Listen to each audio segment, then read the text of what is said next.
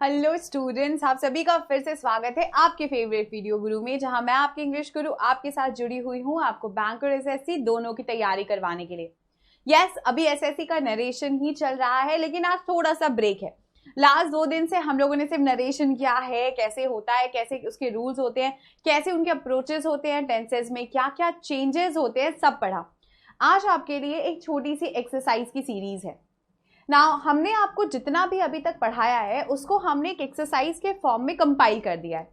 हम इनको पहले पढ़ेंगे, समझेंगे, इसके बाद हम लोग कुछ और कॉन्सेप्ट डिस्कस करेंगे next day, but today your class is only for exercise.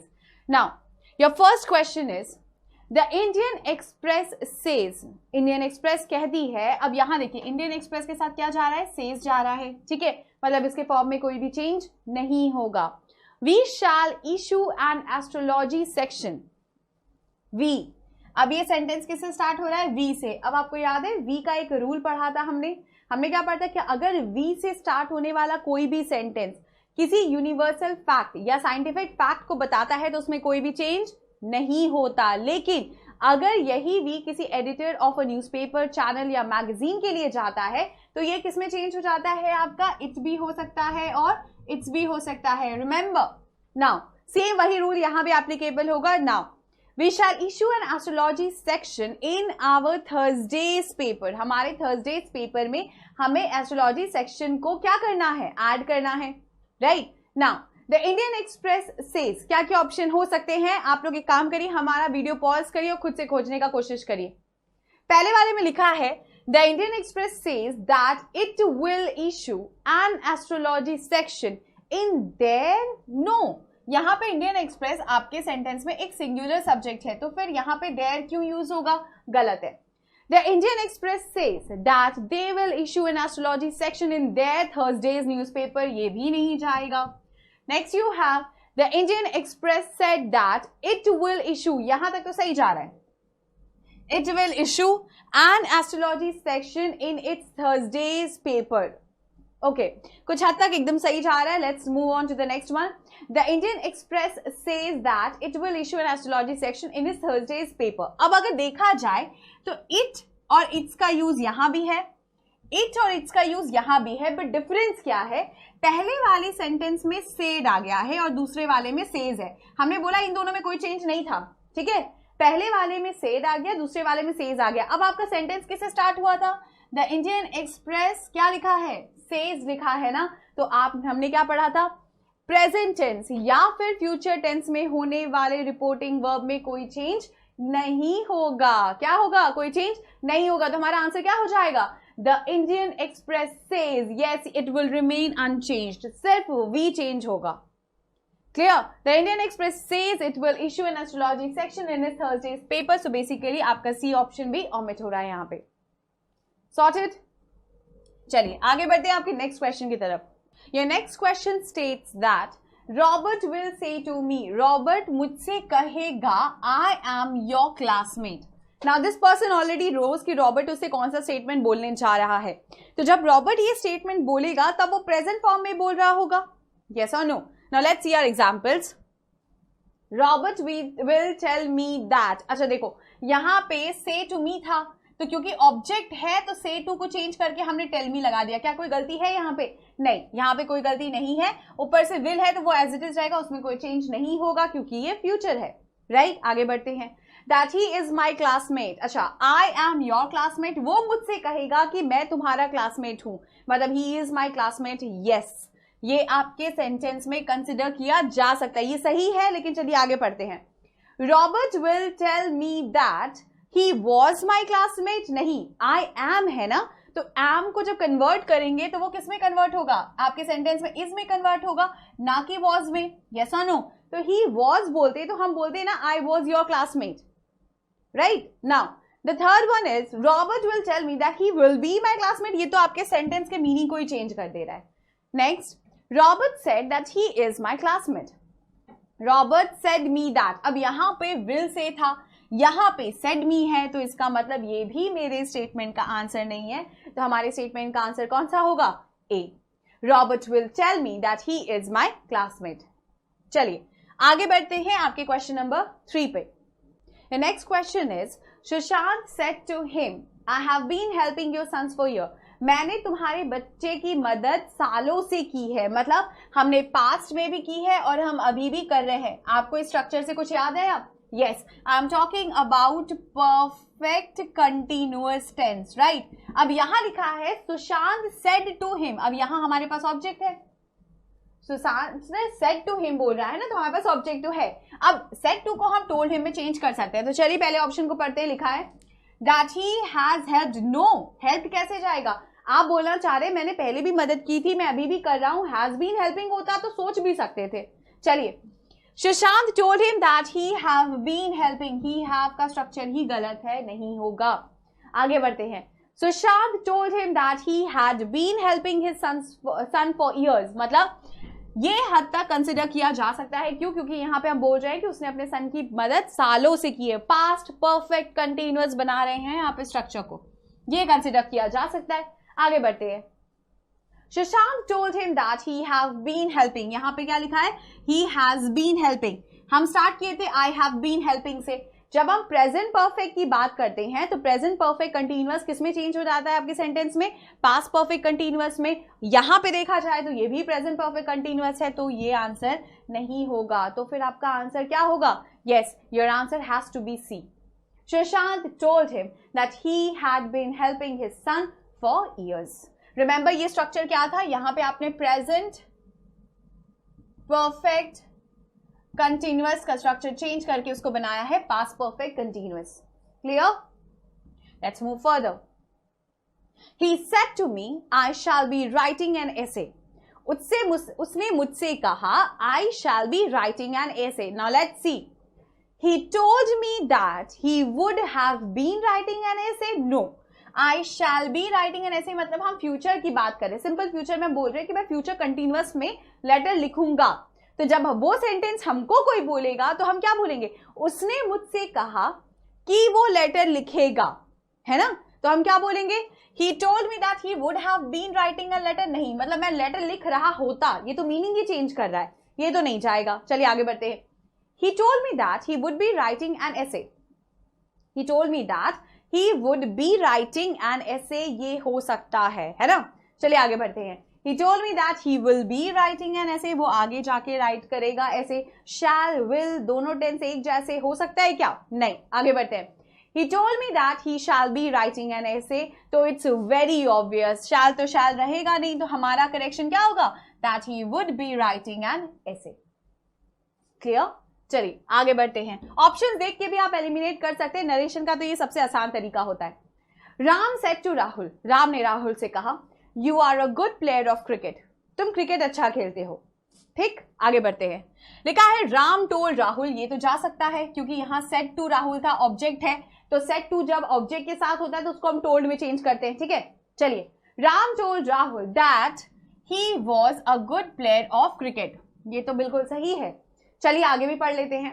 Ram told Rahul that he were a good player, नहीं, वो पहले अच्छा खेलता था, वो पहले अच्छा प्लेयर था। नो, आगे बढ़ते हैं। Ram told Rahul that he would be a good player of cricket, मतलब वो आगे जाके अच्छा प्लेयर बनेगा, नहीं, हम तो बोल रहे हैं you are a good player, तुम अच्छा प्लेयर हो, है ना? Ram told Rahul that he could be a good player, he could be, वो बन सकता है, नहीं वो है। तो मेरा आंसर बहुत ऑब्वियस है, क्या हो जाएगा आपका answer? Ram told Rahul that he was a good player of cricket. So definite सा बात है, आपका आंसर यहाँ पे कौन सा होगा? ए। चलिए आगे बढ़ते हैं आपके नेक्स्ट क्वेश्चन की तरफ। She said, you were missing from the picnic. उसने कहा you were missing from the picnic, मतलब हम यहाँ पे किसको कर रहे हैं सिग्निफाई? She said मतलब उसने मुझे ही तो कहा है। You were missing from where? From the picnic. चलिए आगे बढ़ते हैं। She told me that, उसने मुझसे कहा, देखो said है ना, यहाँ पे बोले she told me that I had been missing from the picnic. यहाँ पे I जा सकता है क्या? हाँ जा सकता है, क्यों? क्योंकि यहाँ पे ये you के लिए जा रहा है। You were missing उसने मुझसे ही कहा है ना, तो हम जब बोलेंगे तो हम अपने ही बारे में बोलेंगे। Yes or no? चलिए दूसरा में लिखा है She told me that I has been missing. No, ये तो कहीं से भी, ये तो इंग्लिश का स्ट्रक्चर ही गलत है। दूसरा She told me that I were missing from the picnic. I were missing? No, हम नहीं थे वहां पे। I were कैसे होगा? Next, she told me that I had been missed from the picnic, मतलब मैं वहां से, ये तो मीनिंग चेंज कर रहा है, ऊपर से कंस्ट्रक्शन भी बिल्कुल सही नहीं है, मिस तो हो ही नहीं सकता, तो यस यू आर करेक्ट, आपका आंसर होगा A. She told me that I had been missing from the picnic. चलिए बढ़ते हैं आपके नेक्स्ट क्वेश्चन की तरफ। She said to me I could reach there easily, उसने मुझसे कहा कि मैं वहां इजीली पहुंच सकता हूं या सकती हूं। चलिए, she told me that she could reach there easily, she said to me, she told me सही है, दैट सही है, शी कुड सही है, रीच देयर इजीली देखा जाए तो आपका पूरा सेंटेंस सही है। आगे बढ़ते हैं, she could have reach there, नहीं ये नहीं जाएगा, क्योंकि अगर यहाँ पे रीच है तो वैसे भी रीच होना चाहिए, हैव लगाए वो भी गलत है, तो कंस्ट्रक्शन भी गलत ही है। आगे बढ़ते हैं, she told me that she had reach there easily, no, had reach there मतलब ऑलरेडी पहुंच चुकी है, लेकिन उसने कहा मैं पहुंच सकती हूं, दोनों में डिफरेंस है ना। चलिए, she told me that she had been reach there easily, ये भी गलत स्ट्रक्चर फॉलो कर रहा है, तो यहाँ पे भी नहीं जाएगा, तो yes very obvious your answer has to be A. She told me that she could reach there easily. Clear? चलिए बढ़ते हैं आपके नेक्स्ट क्वेश्चन की तरफ। So now your next question is, she said he was trying to help me.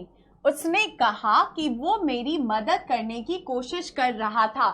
He was trying to help me. Now she said that he tried to help her. Was trying, he tried, no नहीं जा रहा। चलिए आगे बढ़ते हैं। She said that he had been trying to help her. उसने कहा कि वो उसकी मदद करने की कोशिश कर रहा था। She said that he has been trying to help her, and then finally she said that he was trying to help her. Now let's see the answer. Your answer is she said that he has been trying to help her. क्यों जा रहा है? Because यहाँ पे was है। अगर where होता तो had been बोल सकते थे, है ना, तो वह हैड बीन बोल सकती थी, बट बिकॉज वो नहीं है तो हमारा करेक्शन होगा she said that he has been trying to help her. चलिए बढ़ते हैं आपके नेक्स्ट क्वेश्चन की तरफ। The MLA said to people, subject खोजिए, यहाँ पे कौन है? MLA said to whom, said to people. चलिए, लेडीज एंड जेंटलमैन, ये थोड़ा अलग सा दिख रहा है ना आपको, ये वाला क्वेश्चन हमने कभी ऐसे करके नहीं किया कि हम किसी को स्टेट कर रहे हैं, है ना। जैसे हम जब आपसे क्लास में मुलाकात करते हैं, हर बार जब आते हैं तो क्या बोलते हैं? हेलो स्टूडेंट, है ना, आप सभी का स्वागत है, हम तो ऐसे ही स्टार्ट करते हैं क्लास को। तो जब हम ऐसे बोल रहे हैं तो हम क्या कर रहे हैं? हम एक्चुअली आपको एड्रेस तो कर रहे हैं ना, हम टीचर हैं, आप हमारे स्टूडेंट है, तो हमने बोला हेलो स्टूडेंट, हमने किसको एड्रेस किया? आपको सीधा सीधा डायरेक्टली एड्रेस कर दिया, है ना। अब यहां लिखा है the MLA said to people, ladies and gentleman, vote, your vote is my real power. तो यहाँ पे जो एमएलए है उन्होंने जब संबोधित किया मतलब जब भी किसी क्राउड को आप एड्रेस करते हो तो संबोधित बोलते हैं, ठीक है। So now he said ladies and gentleman, he greeted them saying ladies and gentleman, your vote is my real power. चलिए आगे देखते हैं। The MLA said that people, your vote will my real power. No, ये तो कहीं से भी नहीं जा रहा, आपके सेंटेंस में अधूरा सा मीनिंग भी दे रहा है। विल बी माई या will become my real power सोच भी सकते थे, बट ये नहीं जाएगा। Next, the MLA address the people as ladies and gentleman, बहुत हद तक सही जा रहा है। जब भी ऐसा क्वेश्चन आएगा इसको ऐसे ही एड्रेस करिएगा। यहाँ पे आपको ग्रीट कर रहे हैं ना, जब भी ग्रीटिंग दिखता है तो ऐसे ही वर्ड्स को यूज किया जाएगा। लिखा है the MLA address the people as ladies and gentleman, देखिए यहां तक तो सही है। And said that your vote will be my real power, ठीक है, कि आपका वोट मेरे लिए रियल पावर होगा। चलिए आगे बढ़ते हैं, एक बार फिर से दूसरे वाले को भी पढ़ लेते हैं। The MLA addressed the people as ladies and gentlemen and said that their vote is my real power. Their vote is my real power. My real power. चलिए एक बार इस पे सोचा जाएगा। आगे बढ़ते हैं। The MLA addressed the people as ladies and gentlemen and said their vote was his real power. So which one will be your answer? Your answer has to be D. यहाँ पे बोला जा रहा है योर वोट, आपके statement में भी लिखा है योर वोट, तो क्या ये कभी हो सकता है? ये पॉसिबल है? नहीं। दूसरे वाले में देखिए लिखा है that their vote was my real power, अगर वो बोल सकते थे वाज हिज रियल पावर तो सोच सकते थे, लेकिन ये भी गलत है। आगे लिखा है the MLA address the people as ladies and gentleman and said that their vote was his real power, तो ये ना कंस्ट्रक्शन चेंज हुआ, आपने बोला your vote तो हुआ their vote, right? Their vote is my real power, was his real power, ये होगा sentence construction.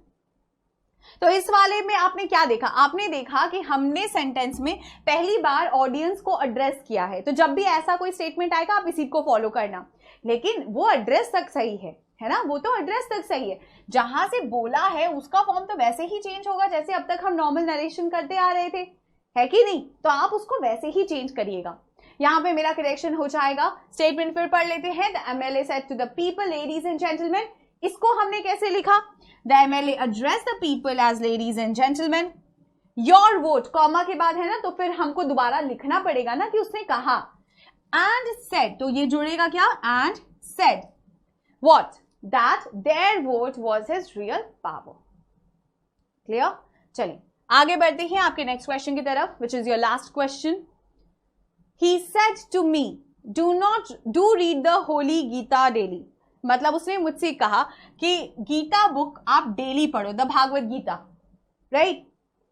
Let's see the options. He asked me to read the holy Gita daily. He said to me do read the holy Gita, ठीक है, do read है तो ask he होगा। आगे बढ़ते हैं। He asked me to do read, no ये तो बिल्कुल नहीं जाएगा, टू डू रीड क्यों बोलेंगे? दूसरा, he asked me to read the holy Gita daily, ठीक है। अब यहां पे डिफरेंस क्या है? यहां लिखा है आस्क्ड टू मी, जो कि नहीं जा रहा था। Asked to me to read, no, asked me to read ये जा सकता है। He requested me to read the holy Gita daily, यहां पे अगर यहां पे आस्क्ड तीनों में ना होता और रिक्वेस्टेड होता तो जा भी सकता था, बट डू रीड बोल रहा है ना, पढ़ा करो, तो रिक्वेस्ट नहीं है, पढ़ा करो में आपसे कहा जा रहा है ना, तो यहाँ पे रिक्वेस्टेड तो किसी भी सेंस में नहीं जाएगा। तो लेट्स सी आपका आंसर क्या है। यस, आपका आंसर होगा सी। आई होप आज वाला जो नरेशन का प्रैक्टिस था, आपने हमें हर जगह पे पॉज किया होगा, अपना स्कोर कार्ड रेडी किया होगा, एंड आई एम श्योर आज का स्कोर कार्ड आपका मतलब लगभग पूरा करेक्ट होगा, मतलब एक्यूरेसी मेंटेन की होगी। सेशन जहां तक सवाल का मतलब बात होती है तो वॉइस चेंज और नरेशन इजी सेशंस होते हैं। इनसे रिलेटेड क्वेश्चंस एग्जाम में ज्यादा पूछे जाते हैं, मतलब एरर करेक्शन से भी कभी कभी ज्यादा होते हैं, ज्यादा पूछे जाते हैं बट आसान होते हैं। मतलब अगर रूल्स किसी पर्सन को थोड़ा सा भी अच्छे से पता है या उसने प्रैक्टिस किया है तो वो आराम से कर लेगा। आज तो ब्रेक था आपके लिए, एक जनरल एक्सरसाइज से हमने आपको लिया कॉम्प्रिहेंशन के कॉम्प्रिहेंटिव साइड में जाकर हमने आपसे कराया क्या? एक्सरसाइजेस। नेक्स्ट डे जब आपसे मुलाकात करेंगे तो फिर से कुछ नरेशन के इंपॉर्टेंट कॉन्सेप्ट्स को लेके ही करेंगे। नरेशन अभी भी खत्म नहीं है, some more points are left, उन पे डिस्कशन करेंगे and then we will move on to your next chapter. तब तक के लिए keep revising your entire syllabus and thank you for joining us.